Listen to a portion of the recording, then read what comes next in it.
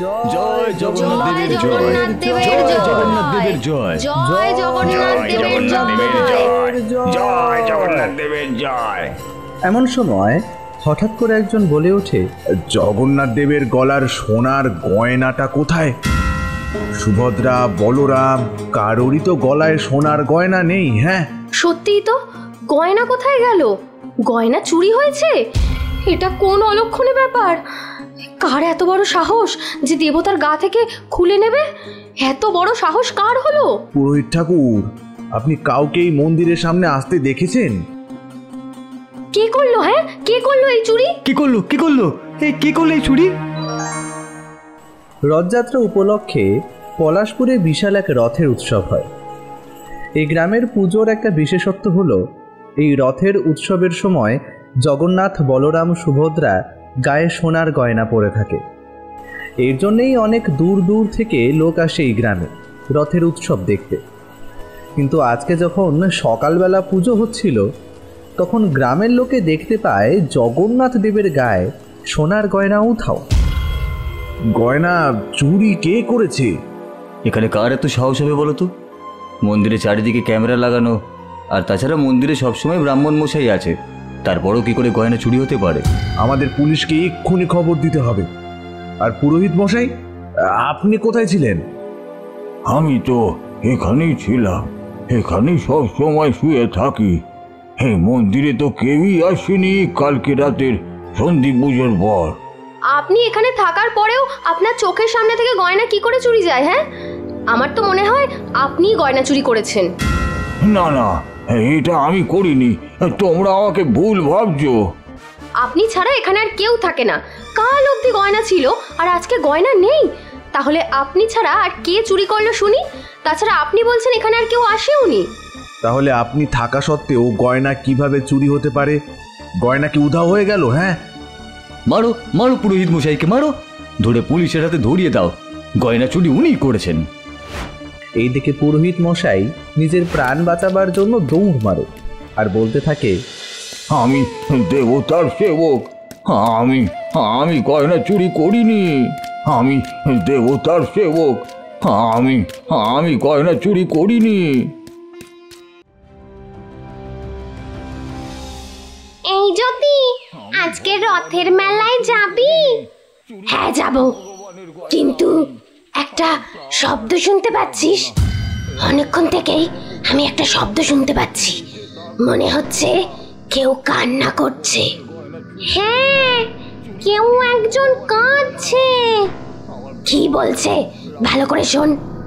আমি ভগবানের গয়না চুরি করিনি ভগবানের গয়না। আমি আমার প্রাণ আর রাখবো না। এত বড় চোর অপবাদ নিয়ে আমি আর বেঁচে থাকতে পারবো না।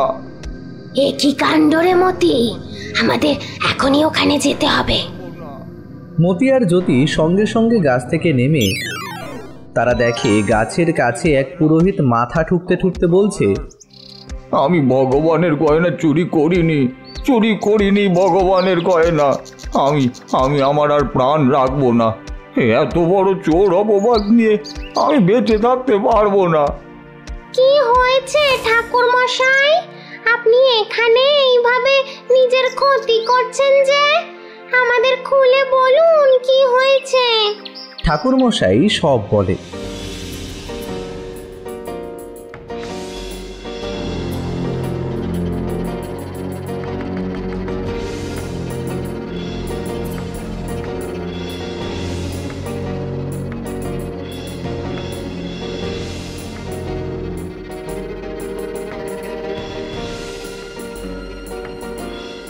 কিন্তু ঠাকুর মশাই, আপনি এখানে চলে এসেছেন কেন?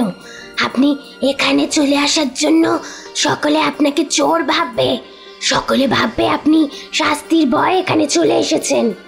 যদি একদম ঠিক কথা বলেছে ঠাকুর মশাই, যে আসলে চুরি করেছে তাকে আমাদের ধরতেই হবে। আপনি চলুন আমাদের সাথে। তোমরা ঠিক বলেছ, আমি এখানে এসে ঠিক করিনি। চলো আমার সাথে চলো।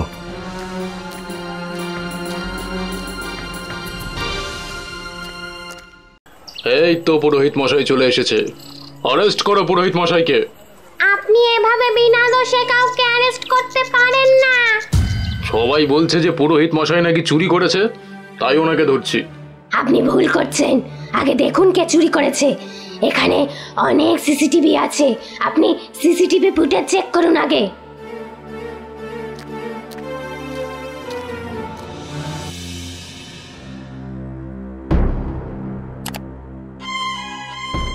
আরে কি কাণ্ড, পুরোহিত মশাই তো মন্দিরের বাইরে শুয়ে আছে, তাহলে গয়না চুরি হলো কিভাবে? আর এখানে এই ভিডিওটার পর থেকে আর কোনো ভিডিও ফুটেজ নেই, কি ব্যাপার? মনে হয় কেউ সিসিটিভি খারাপ করে দিয়েছিল। মন্দিরের চারিপাশে দেখতে পাচ্ছেন একজন কালো কাপড় নিজের গায়ে জড়িয়ে ঘোরাফেরা করছে। একদম ঠিক বলেছিস মতি, এত গরমে মানুষ কি করে গায়ে চাদর জড়িয়ে থাকতে পারে? হ্যাঁ, নিজের আইডেন্টিটি লুকাবার জন্য মানুষ সব করতে পারে। তাহলে বুঝতে পেরেছি, আমাদের এই লোকটাকেই খুঁজতে হবে। সরি পুরোহিত মশাই, আপনাকে আমরা ভুল বুঝেছিলাম, সরি সরি। আমাকে ক্ষমা করে দিন, আমাদের এখন আসল কাজ হলো চোরকে ধরা। খুব সুন্দর জিলিপির গন্ধ, চল জ্যোতি জিলিপি খেয়ে আসি। পরে জিলিপি খাবো, আগে চোর ধরতে হবে আমাদের। পুলিশ ততক্ষণে সকলকে ঘুরে ঘুরে জিজ্ঞেস করছে কালো কাপড় পরা লোকটাকে কেউ দেখেছে কিনা। এইদিকে মতি গুটি গুটি পায়ে জিলিপির দোকানের কাছে এগিয়ে যায়। মতি যাচ্ছে দেখে জ্যোতিও তার পিছনে যায়।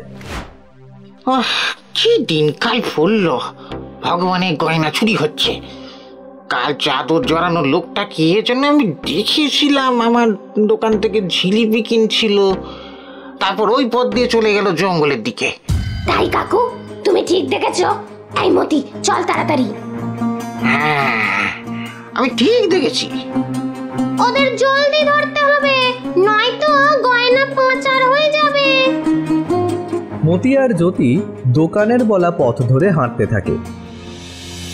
জঙ্গলের পথ দিয়ে হাঁটতে হাঁটতে অনেকটা গভীর জঙ্গলে এসে ওরা দেখতে পায় পাথরের আড়ালে সেই কালো চাদর পড়ে আছে। মতি ওই দেখ কালো চাদরটা। হ্যাঁ, এই তো সেই কালো চাদর, আমাদের খুব সাবধানে ওই দিকে যেতে হবে।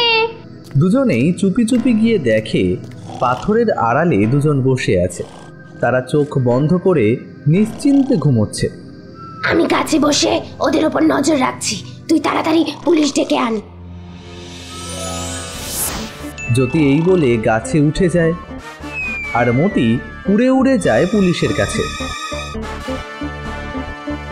পুলিশকে গিয়ে মতি সব কিছু খুলে বলে। পুলিশ তাদের কথা শুনে আস্তে আস্তে ওই দিকে এগিয়ে যায়।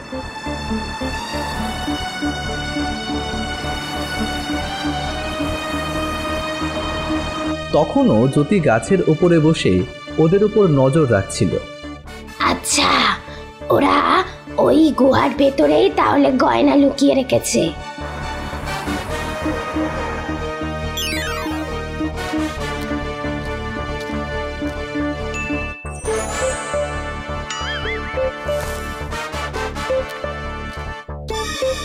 পুলিশ গুহার ভেতরে ঢুকে দেবতার গয়না উদ্ধার করে।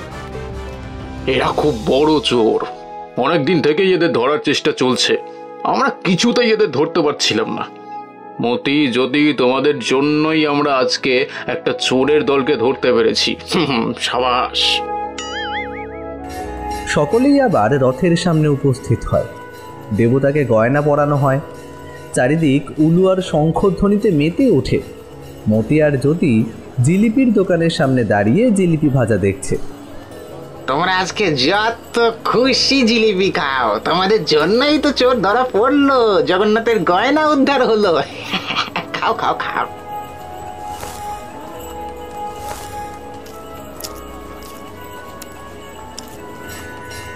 জয় জগন্নাথ বলরাম, জয় জগন্নাথ বলরাম, জয় জগন্নাথের জয়।